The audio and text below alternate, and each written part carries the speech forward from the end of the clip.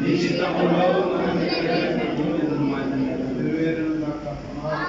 ఆహారం మాకు ఆ రుణస్థలం మాకు సోదరి తీరాన్ని తలుచు.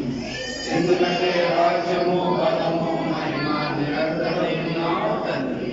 ఆమేన్.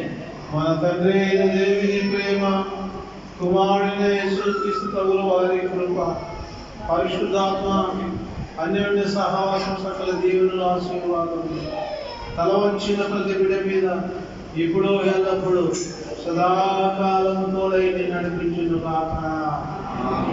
ఆమేన్. అందరికీ వందనాలండి. దయచేసి అమ్మ ఒక మనవి చేస్తున్నాను.